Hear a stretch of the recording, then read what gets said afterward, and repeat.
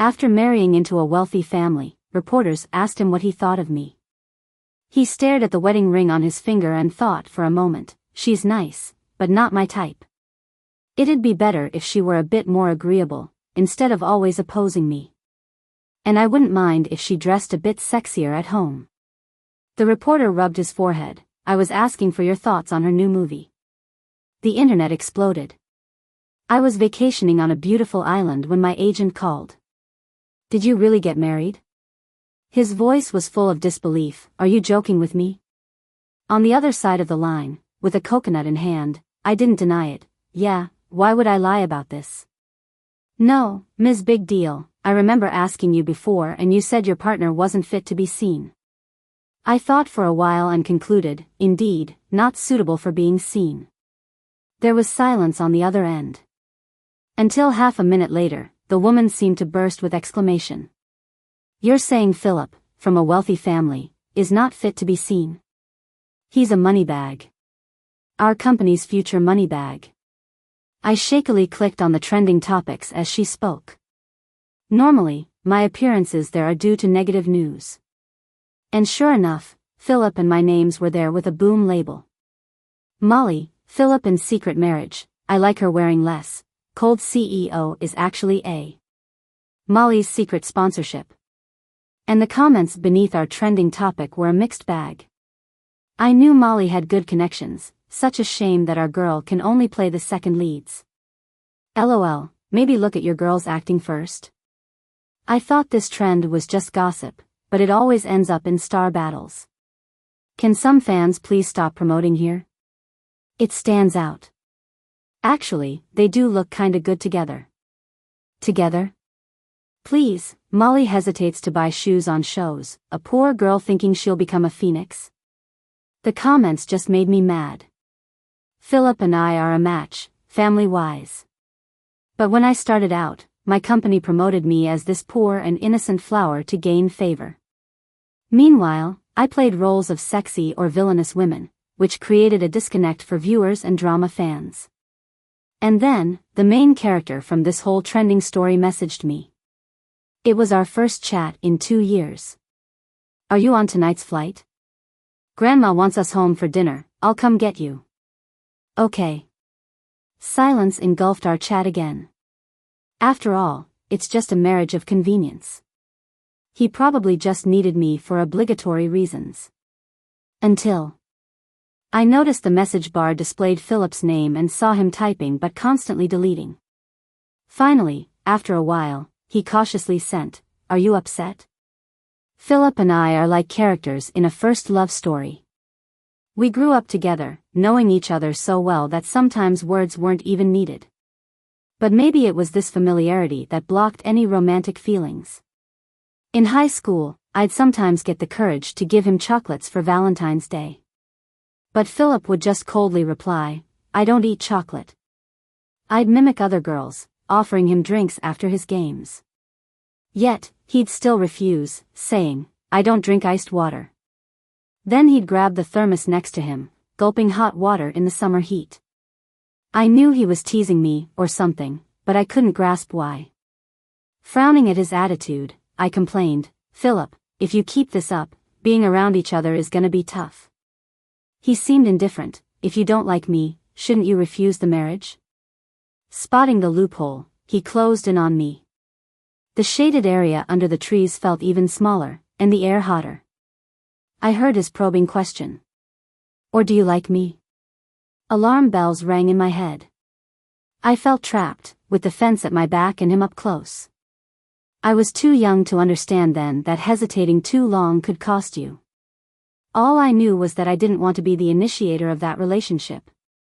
I denied it. "No, I don't." I saw his smile drop. The bell rang for class.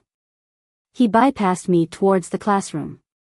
Passing by me, he whispered, "Coward." After getting married, we were busy, me mostly at theaters, and him at foreign branches. We barely saw each other. So, I didn't think Philip had any feelings for me. Once our 3-year marriage term was up, we'd just go our own ways. At 5:30 p.m., the plane landed. The sunset painted the sky pink, like a giant cotton candy soaked in strawberry syrup. I searched for Philip's car in the airport lot, following his message directions.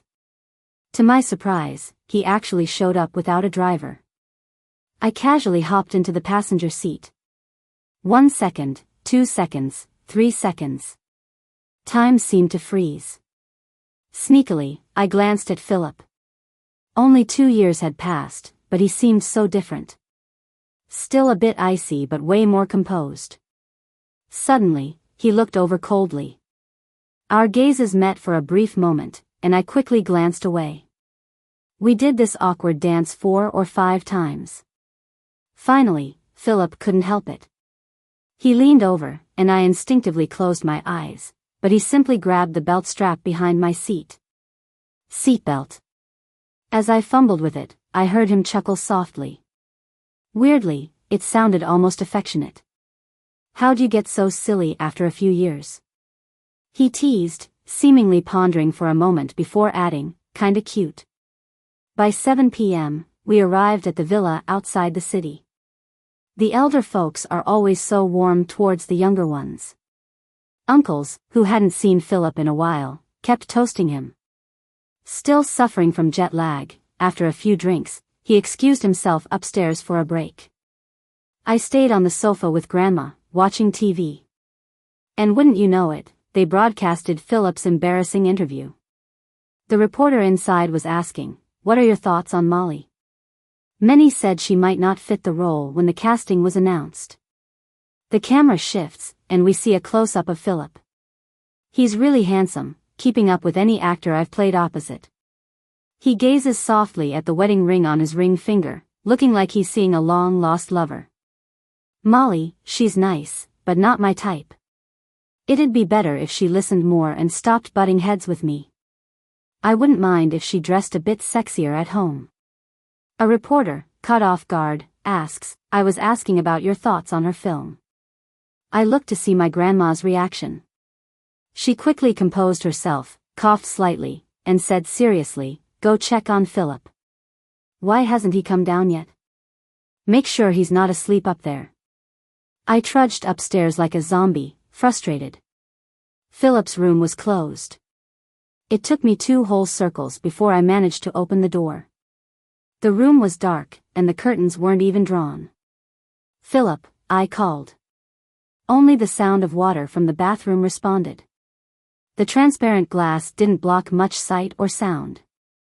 The water was muffled, mixed with his occasional sighs. While he was immersed in this sea of desire, I finally heard him. He was calling, "Molly, Molly." Realizing what he was doing, I instinctively wanted to pretend I hadn't seen anything, quietly sneaking out of the room. In my haste, my limbs weren't cooperating, and I stumbled. The dampness on the tiles wrapped around me, pulling me into the intimate waters. His soaked hair brushed my neck, droplets tracing down my collarbone. I heard him say, "Dependent, why are you running? Help me out." For a moment, my brain went blank, fireworks exploding in my mind. Startled by him, my words tumbled out awkwardly. "Help you with what? How do I help you?" "Philip, even if we're married, forcing me counts as assault. That's illegal." Half an arm's length away, I saw the fading mist in Philip's eyes. He said the next second, "What are you thinking?" "I just got a cramp. Help me to the bedroom." And just like that, all the tension vanished. In the bedroom, with the lights on, Philip sat on the bed, his ankle swollen. Realizing my mistake, my face flushed, feeling the earlier mist settling on my back. Philip couldn't help teasing, "Finally found someone to save me, and she manages to step on me, making me fall harder than I have in 20 years. Molly, what did you think was going on to panic that much?" Remembering the fleeting thoughts that crossed my mind earlier, I changed the subject. "I'll get you some ointment." "No need, there's ice right there." "Could you grab it?" Philip pointed, asking for help. Philip's swelling reduced while I sat dazed on the sofa across from him. The soft lighting highlighted Philip's profile as he updated me on the recent happenings. "Molly, I've dealt with the division's issues and appointed a new agent, so I won't be traveling there for long stretches anymore. My assistants are all male, and I've kept my distance from female friends, so you don't need to worry. Thinking he was scared of something slipping, I nodded, okay. Seeing my detached reaction, Philip went quiet for a moment. The silence of the room magnified the clocks ticking on the wall. Time ticked by, as the ice melted, turning to water. Philip spoke again, voice trembling. What did you mean earlier with Grandma, about us only having a year? The literal meaning, I meant to tell you. Philip, our marriage agreement is only for 3 years, next year is the last one. We don't have to keep dragging this out. Do you want a divorce? Philip asked. Unlike school days' naive questions, this time, his eyes held desperation, fixating on me. Philip's eyes were clear, unclouded by any red vessels, only a thin mist. And I was trapped there. He was direct. He left me no room to retreat. He asked again, do you want a divorce?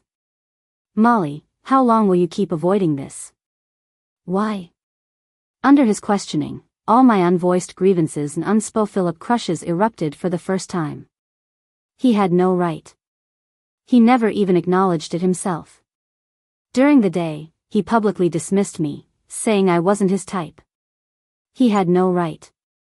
Of all the people, he had no right to question me. Do you really want us to last? I asked, denying immediately. Stop lying, Philip. You don't like me. The moonlight poured through the window, illuminating the space between us. That was the first time I heard a straightforward confession. I do want to. Of course, I do.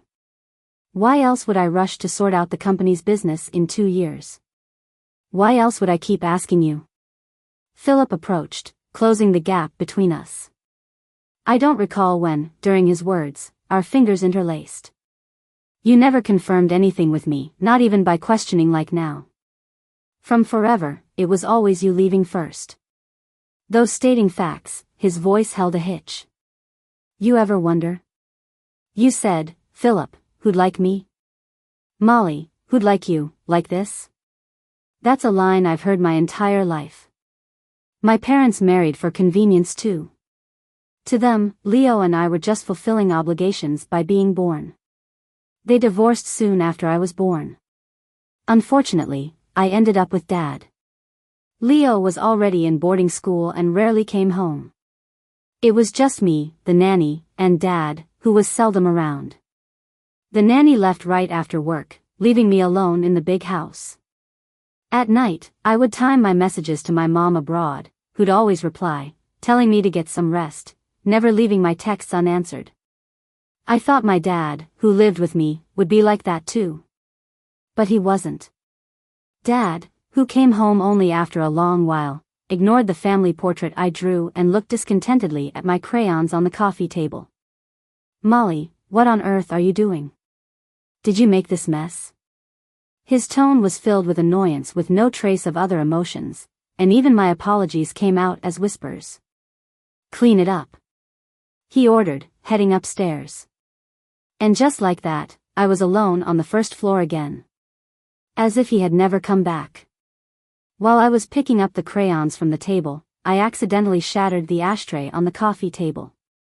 In that moment, I looked up and saw my father standing on the stairs, staring down at me.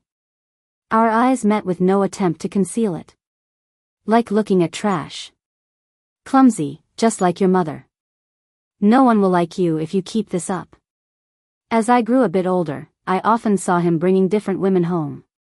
Those women all wanted me out of the house, yet didn't want to see Dad spend money on me and would constantly talk badly about me.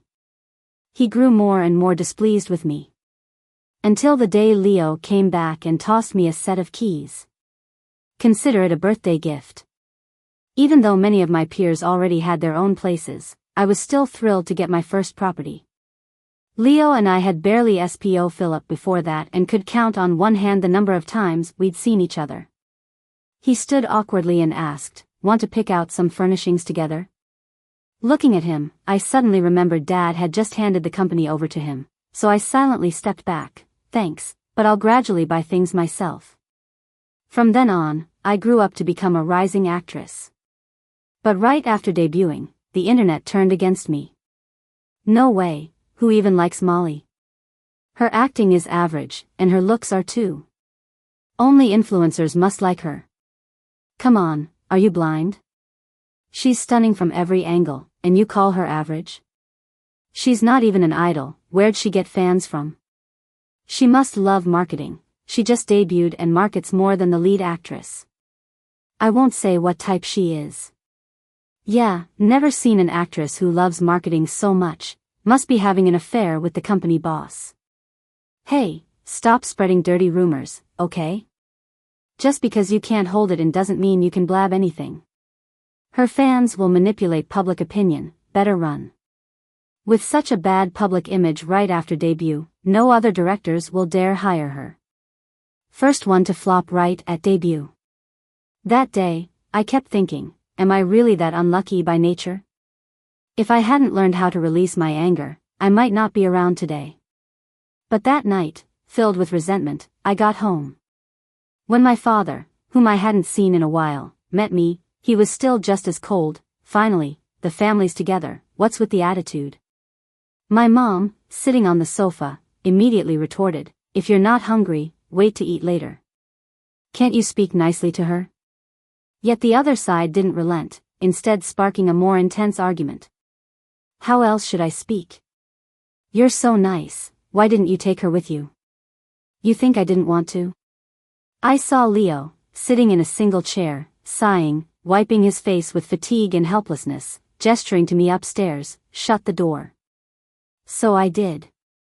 Until the increasing volume of cursing from downstairs. I see she's just like you in temperament. Moody, can't even say a nice word, lacks human understanding. And wanting to be a star, what star acts like her? Deserves the insults. I'm telling you, she should just get married and serve someone, save it with all the drama. And right then, all the repressed rage reached its peak. Without hesitation, I went downstairs and flipped the table. Why bother eating? Do you deserve to be called a dad? You talk so nastily, yet expect me to stay calm? Who do you think is listening to your nice words? Those mistresses of yours? Doing dirty deeds and shamelessly criticizing me. Idiot. That night, I caused the biggest scandal of my career. I got drunk and went into a hotel with a stranger. Actually, who else could he have been but Philip? I don't know who tipped him off, allowing him to find me. After so long, I don't even remember what happened that night. I only remember leaning on his shoulder, mumbling unconsciously. Philip, who would like me? I really don't have anything special, not liking me seems normal. But I shouldn't be cursed, right? Am I really that awful a person? Oh well, growing old alone doesn't seem too bad. And now? The answer I didn't hear that night appeared again. But this time, there's no alcohol involved. Holding hands, sincere and passionate. Of course, you're not alone, Molly. Have I not always been here? Look at me. Philip and I made a pact. We changed the remaining year of the engagement into a trial period. If we could transition our relationship, we'd stay forever bonded. If not, we'd deal with it when the time comes. But neither of us expected. Falling in sudden love was pretty awkward for two single people. So much so that when we got home one night, Philip, in his excitement, meant to fasten my seatbelt but ended up inserting his belt into my buckle. Sorry.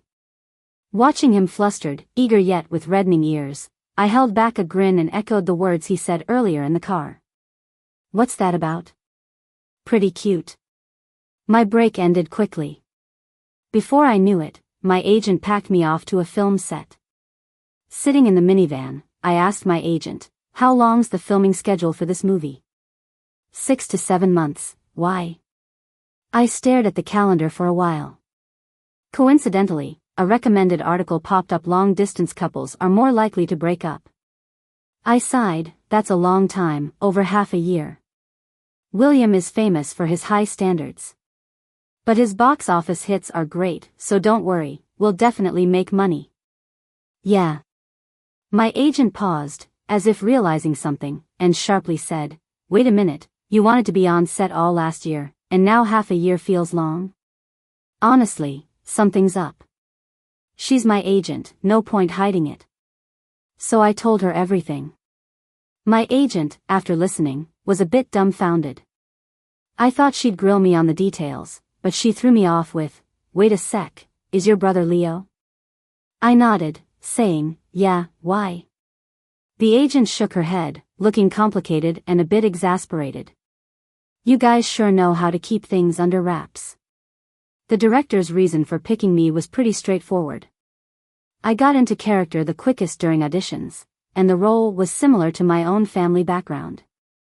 Back then, the director only asked me one question: "The start of the script is quite intense and it's similar to your upbringing. After filming, would you struggle to let go of the role?" In the dim audition room, the question came through an earpiece. I looked at the monitor and calmly answered, "Nope. I've made peace with it, which helps me portray the character better. Plus, the script's open-ended, it doesn't say where the protagonist ends up, alive or not. But I like to think she survives and does just fine. Gotta give those kids some hope, right? After all, they didn't pick where they were born, so there's no need for guilt and overthinking. Breaking free beats staying in that cage. And I need a bit of hope myself. Nobody's stuck in the past forever. Wherever you move to, that's the future. And the future's always brighter than the past. I've got a new life to embrace." I never imagined I'd run into Philip in the 6 months I was working. William isn't big on letting outsiders into his sets, so visits and behind-the-scenes stuff are rare for him. So, when I saw Philip walk out of the hotel where I was staying, I was surprised. As William walked by and spotted Philip, he looked at him with mild disdain. "Just for today, okay?" he said. "Make sure you're gone first thing tomorrow." Philip shot back, "Come on. Don't we have a heat day off tomorrow morning?" William put on a serious face and said, "Old Philip, don't be so clingy. Even if it's a girlfriend, being too close won't do any good." Philip replied without much confidence, "I came when you're on break, is that all right? And remember, you asked for my investment. My demands have changed a bit, but don't I get more pay too? Plus, you owe me." William took a deep breath, "Geez." And then, if I hadn't heard it myself, I wouldn't have believed it came from Philip. I heard him say to William, "Dad, give me a break, will ya?" Apparently, that tactic worked on William. He glanced at the surveillance cameras, relaxing a bit. Every 3 weeks, 1 day. But turns out, Philip found out later, every other investor could pretty much come every 3 weeks to check in. The shoot was wrapping up faster than anyone had expected. The 6-month shooting was almost done in 5. With tasks getting simpler and the crew atmosphere loosening up, things weren't as tense anymore. Philip and I ended up meeting more often because William, satisfied with the shoot, eased up. From seeing each other every 3 weeks, it turned into weekly visits. And that's the first time I met Monica. She looked entirely different from me. From her features to her vibe, there wasn't anything similar. At that moment, I really didn't get why online folks kept comparing us. As soon as she hopped out of the car, she strode over to where William was sitting by the monitor. Where did I go wrong in my performance? William glanced up from his sunglasses, then put them back on. I told you during auditions, you don't look the part, period. Plus, he continued, besides staring, your acting doesn't bring anything new. Expect me to pick out different emotions from your same old wide-eyed stare? That's on the camera team. Monica argued, standing there glowing under the sun. She sneaked a peek at William, a bit flustered, before quickly looking away. I've auditioned for you 3 times, couldn't even land a second or third lead. Got a bone to pick with me? William chuckled incredulously. Come on, Miss Monica, what could I possibly hold against you? Fair competition, babe. You nail it, you get it. Can't blame me if you don't. Got a beef? Take your annoying promotional stunts elsewhere. Wasn't my intention at all. Alright, I have to work, see ya. I thought Monica was just here to ask for fairness. Until I saw those flashing lights in the distance. Instantly, my alarm bells went off. I let go of Philip's hand. What's up? He asked. Philip, someone's snapping our pictures. I said, turning my back to those lights. If this gets leaked, who knows what stories they'll spin. Could it hurt the movie sales? Philip was totally puzzled in comparison. He looked at me, then at the lights, finally pointing at himself. What? It's not like I have social media to clear things up. Sure enough, that night my name was trending online again. Molly's dating, Molly, Williams' crew. But when I clicked in, the criticism I expected wasn't there. Can I just say, that silhouette looks hella like Philip, right? You know, the one from the press who said she's not my type. How do you send voice messages? Are we allowed visits on Williams' set? Isn't that like misusing personal connections? Well, visits are technically fine with specific times. People milking visits for clout were just messing with set order. Hey, remember Molly's past dating rumors? Kinda funny, guess rich folks have their fallback. I assumed Philip wanted to lay low, these pics don't lie. He's in deep. That finger point was so telling. Who says pictures can't talk? No way, you're all focused on that, and I'm just noticing Molly's figure? Flawless from every angle, not even kidding. Been a fan for 2 years, never saw Molly rocking a dress before. I'm crying. Babe, too hot. Her last red carpet look was too good for anyone to miss, got it? Reading through comments, my heart eased up. Gossip's the key to online traffic and buzz after all. There was some shade, but not much. If we can manage the buzz, it's fine. So, the agent doesn't have to spend money on fake reviewers to manage the comments and suppress the trending topics. I turned off my phone, flopped onto the bed, ready to sleep. Little did I know, in another room, Philip's face was getting darker as he kept scrolling. While I was sound asleep, I hit the trending topics again. Philip had posted a clarification. The hotel was me, the visit was me, and legally, the husband is still me. Stop guessing about our relationship. She's good, and I'm good too. Learn from experience, I won't be stubborn with my words anymore. He attached a photo of us from kindergarten. I didn't even know he'd kept that picture for so long. Oh, so you guys have known each other for so long. Photoshopped, right? How did broke Molly know Philip's family? Well, the pendant around Molly's neck in that photo is worth at least millions. Got it. LOL, stubborn for a moment, mocked for a lifetime. Bro, you're so rich, can't you afford a wife? When the cinema run was ending, Philip and I just so happened to be on vacation. By then, we were past our trial period for the year. I had already moved on to a new mindset and gained many new fans. According to their requests, I shared more and more moments and photos on social media. So every night in the hotel, I'd find Philip seriously browsing through my comments section. Then I realized. He seemed to have stayed abroad for so long, struggling to catch up with the rhythm of the internet at home. I even explained several times that people calling us wife and husband were just affectionate terms. So can I call you that too? It sounds a bit weird when you say it. I pondered a bit, after all, having been called by my name for so long, switching all of a sudden did feel a bit odd. Philip didn't wait for me to finish and blurted out. Wife. My smile froze on my face. Weird. Really weird. You'd better just call me by my name. I firmly resisted, feeling like your tone is about to pull out a knife on me any second now. What? Isn't it an affectionate name? We're the legal ones, Molly. Turns out, every time he used that tone to call me afterward, it indeed was quite a grind. I almost never returned to my previous home. All gatherings were with my mom and brother. I consciously distanced myself from my dad.